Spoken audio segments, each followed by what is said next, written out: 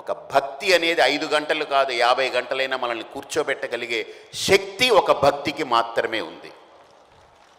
మిగతావన్నీ వినోదాత్మకమైన రంగాలు, ఆహ్లాదాన్ని ఇచ్చే రంగాలు, మనందరికీ మంచి పంచే రంగాలే.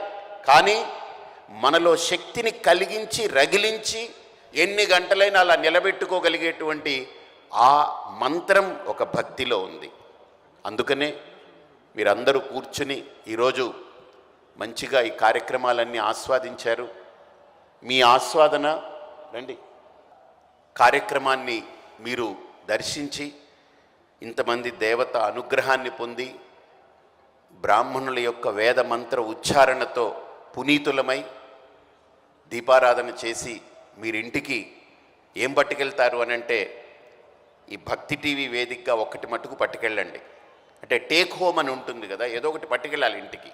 అదేదో ఇక్కడ దొరికిన పూలో లేకపోతే దొరికినవన్నీ పట్టుకుపోవడం కాదు, ఈ వస్తువులు కాదు, మీరు ఇంటికి ఒక్కటి పట్టుకెళ్ళండి. ఒక్కటే నేను చెప్తానంటే, నాకేం మీరు డబ్బులు ఇవ్వక్కర్లేదు, వీళ్ళకేం డబ్బులు ఇవ్వక్కర్లేదు, ఏం చేయక్కర్లేదు.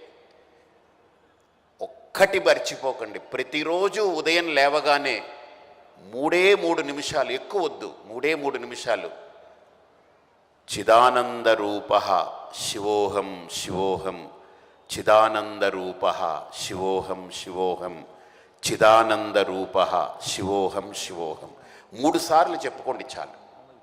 భగవంతుని ఇది కోరుకోండి. ఆఖరి ఘట్టం నా జీవితంలో వచ్చేటప్పుడు నేను అన్నీ మరిచిపోయినా, అన్నీ వదిలేసినా, నువ్వు నా చేయి విడిచిపెట్టకు అని ప్రతిరోజు కోరుకోండి. ఒక్కసారి నాతో ఆ మంత్రం చెప్పండి. చిదానందరూప శివోహం శివోహం శివోహం శివోహం, చిదానందరూప చిదానందరూప శివోహం శివోహం శివోహం శివోహం, చిదానందరూప శివోహం శివోహం శివోహం. కాబట్టి మీరందరూ ఆ నామాన్ని 3 సార్లు ప్రతిరోజు ఉదయం, పెద్ద సమయం కూడా పట్టదు, దానికి ఖర్చు పెట్టక్కర్లేదు.